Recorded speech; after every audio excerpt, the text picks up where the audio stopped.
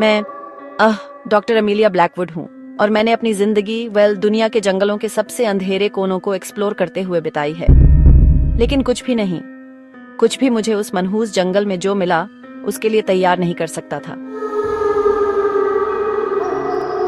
यह सब तब शुरू हुआ जब मैंने एक चुड़ैल के बारे में सुना जो एक अनजान जंगल की गहराई में रहती थी। एक साइंटिस्ट होने के नाते मैंने ऐसे अंधफेथों का मजाक उड़ाया। मेरी टीम और मैं अपने इक्विपमेंट और लॉजिक और रीजन में अटूट विश्वास के साथ निकल पड़े। हम कितने मूर्ख थे।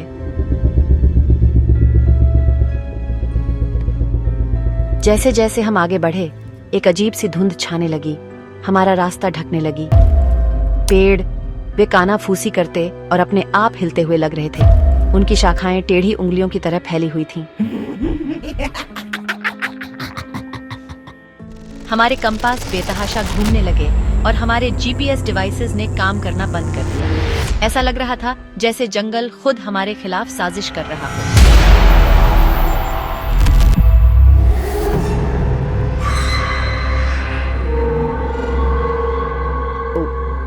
तीसरे दिन हम घने जंगल के बाहरी इलाके में एक गांव में पहुंच गए। स्थानीय लोगों ने हमें डर और दया के मिश्रण से देखा।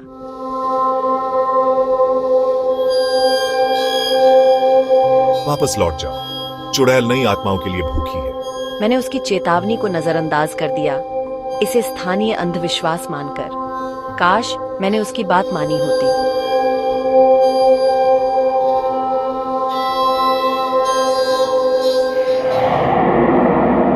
जैसे जैसे हम आगे बढ़ते गए, मेरी टीम के सदस्य एक एक करके गायब होने लगे। हम एक चीख सुनते और वे गायब हो जाते। जंगल और अंधेरा होता गया, आवाजें और अप्राकृतिक। मेरी नजर के कोनों पर परछाई नाचती हुई, भयानक आकार लेती हुई, पेड़ों के तनों पर अजीबोगरीब निशान उकेरे हुए दिखाई दिए जो एक भयानक धड़कती हुई रोशनी से चमक रहे थे। हवा में एक तीखी गंध भर गई, जैसे सड़ते हुए मांस और जलते बालों की। अकेली और खोई हुई मैं एक क्लीयरिंग में ठोकर मार गई और वहां मैंने उसे देखा।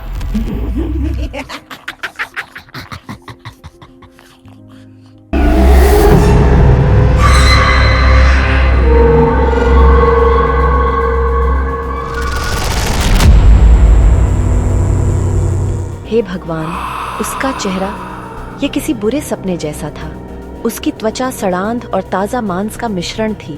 उसकी आंखें वे एक अपवित्र रोशनी से चमक रही थीं, मेरी आत्मा में छेद करती हुई। उसका मुंह असंभव रूप से चौड़ा हो गया, जिसमें रेजर नुकीले दांतों की पंक्तियां दिखाई दे रही थीं। एक भयानक मुस्कान जिसने अनकही पीड़ा का वादा किया। मैं ऐसे भागा जैसे पहले कभी नहीं भागा। मेरा दिल तेजी से धड़क रहा था। शाखाएं मेरे चेहरे पर कोड़े मार रही थीं, मेरे मांस को चीर रही थीं। उसकी हंसी पेड़ों से गूंज रही थी। ऐसा लग रहा था जैसे एक ही बार में सभी दिशाओं से आ रही हो। ऐसा लग रहा था कि पूरा जंगल ही उसका पीछा करने में उसकी मदद कर रहा है। जड़ें मुझे गिराने के लिए ऊपर उठ रही थीं, बेलें मुझे फंसाने के लिए बाहर निकल रही थीं। ऐसा लग रहा था जैसे पूरा जंगल उसकी दुर्भावनापूर्ण इच्छा का विस्तार बन गया हो। जब मैं आखिरकार जंगल से बाहर निकली तो मैं एक बदली हुई औरत थी। मेरे बाल सफेद हो गए थे, मेरा शरीर कटने और चोटों से ढका हुआ था। तो मेरी कहानी आपके लिए एक चेतावनी हो। अगर आप कभी जंगल में किसी चुड़ैल की फुसफुसाहट सुने तो भागो भागो और कभी पीछे मुड़कर मत देखना, क्योंकि एक बार जब आप उसका असली चेहरा देख लेते हैं तो आप फिर कभी पहले जैसे नहीं रहेंगे और आप फिर कभी अंधेरे में वास्तव में सुरक्षित महसूस नहीं करेंगे।